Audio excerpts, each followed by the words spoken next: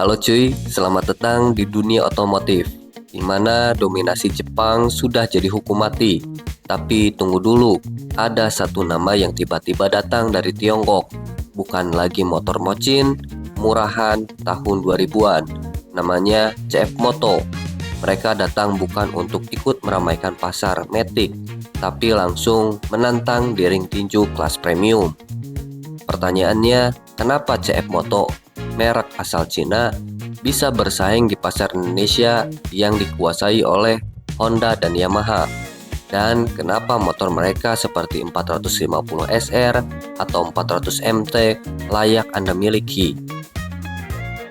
Hari ini kita akan bongkar tuntas apa saja fakta value dan strategi gila CF Moto yang bikin pabrikan lain mulai panik.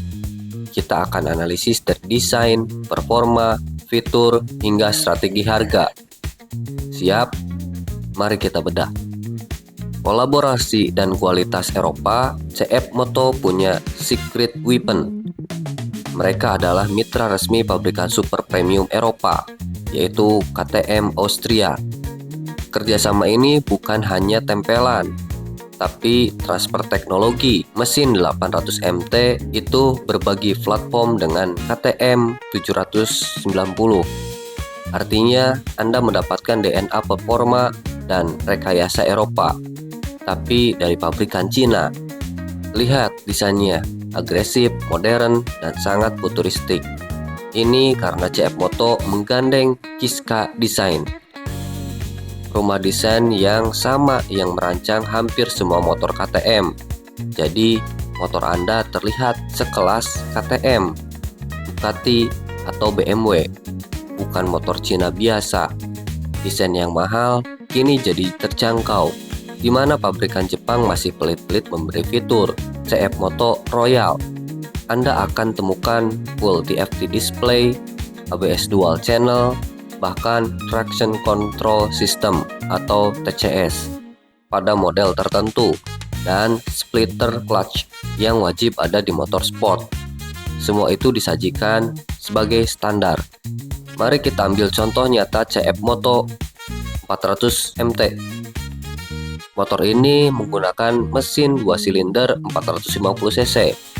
Pesaing dekatnya di kelas Adventure adalah BMW G310 GS atau KTM 390 Adventure yang mayoritas masih 1 silinder atau kapasitasnya lebih kecil.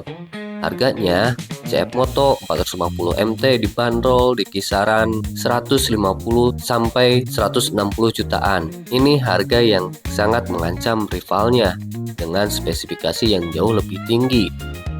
Ini yang disebut value for money sebenarnya. Jika Anda ingin melihat seberapa berani CF Moto, lihatlah CF Moto 450 SR. Ini adalah motor sport yang langsung menantang tahta Ninja ZX25R, CBR 250RR, dan bahkan Ninja 400. CF Moto 450 SR menggunakan mesin 2 silinder berkapasitas 449 cc dengan crankshaft 270 derajat. Kenapa ini penting? Susunan crankshaft ini memberikan karakter suara dan torsi ala mesin V2, mirip Ducati, bukan suara halus 2 silinder kebanyakan. Ini adalah diferensiasi karakter yang sangat dicari penggemar motor. Tenaga sekitar 46 HP, torsi dengan 39 nanometer. Angka ini membuatnya unggul dari 250 cc Jepang. Selain mesin, 450 SR dipersenjatai winglet komponen yang biasa hanya ada di motor superbike mahal, seperti V4. Kini ada di motor harga menengah, rem radial, pengereman yang akurat, dan pakem lagi-lagi fitur premium. Traction Control System atau TCS, fitur keselamatan yang vital sering absen di motor sekelasnya. Dan yang paling krusial, harganya. CF Moto 450 SR diposisikan di tengah-tengah, lebih mahal dari Ninja ZX25R, tapi memiliki kapasitas mesin yang lebih besar dan fitur yang lebih lengkap. Dan jelas, jauh lebih murah daripada motor Eropa manapun di kelas 400 cc ke atas. CF Moto memaksa konsumen untuk berpikir, kenapa saya harus ambil 250 cc kalau dengan sedikit tambah uang saya dapat 450 cc dengan fitur super lengkap. Kesuksesan di Indonesia bukan hanya soal motornya, tapi soal ekosistem. Dulu Mochin gagal karena ketiadaan 3S atau Sales, Service, dan Spare Part. CF Moto belajar dari sejarah itu. Distributor resmi CF Moto M-Force Indonesia secara agresif membangun jaringan dealer 3S di kota-kota besar. Mereka paham, motor sehebat apapun akan mati jika suku cadangnya susah. Ini adalah komitmen jangka panjang yang harus kita apresiasi. Mereka menawarkan garansi dan servis yang lebih struktur. Tentu saja, CF Moto masih memiliki tantangan besar. Yang pertama, resale value. Nilai jual kembali pasti belum setinggi motor Jepang.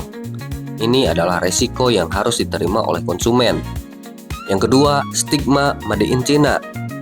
Meskipun kualitasnya sudah setara, bahkan lebih baik dari motor Eropa atau Jepang di beberapa aspek, stigma lah masih membayangi pikiran banyak orang.